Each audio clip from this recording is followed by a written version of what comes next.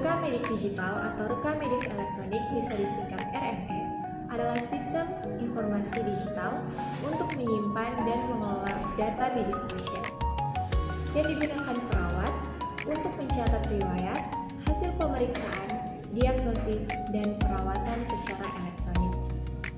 Sistem ini menggantikan rekam medis berbasis kertas, meningkatkan efisiensi, akurasi, dan aksesibilitas data, serta mendukung komunikasi antar tenaga medis. Penggunaan RME di Indonesia diwajibkan oleh Permenkes Nomor 24 Tahun 2022 dan diintegrasikan dalam Platform Nasional 1 ASEAN. Kekurangan rekam medik digital sistem informasi perawat. Pertama, biaya awal tinggi. Implementasi memerlukan investasi besar untuk perangkat keras, perangkat lunak, dan biaya pelatihan. Kedua, perubahan alur kerja.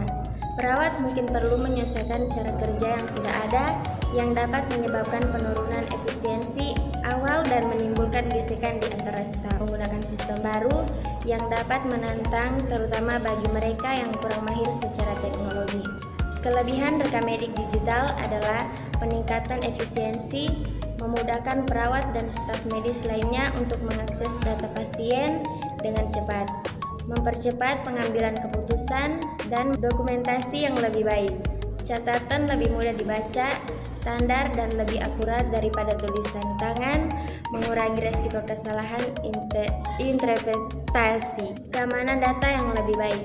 Penyimpanan digital yang aman dapat mengurangi risiko kerusakan seperti fisik, seperti robek atau hilang, seperti pada dokumentasi kertas. Fungsi rekam medik digital untuk perawat. Yang pertama, mencatat data pasien. Perawat dapat memasukkan data dasar pasien seperti tanda vital, keluhan, dan respon terhadap pengobatan secara langsung ke dalam sistem.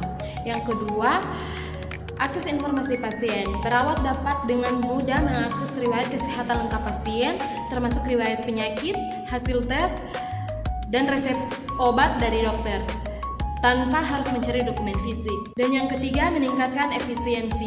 Sistem ini mengurangi waktu yang dihabiskan untuk pencairan dokumen dan meminimalkan risiko kehilangan atau kerusakan data. Dan yang keempat, memfasilitasi koordinasi perawatan.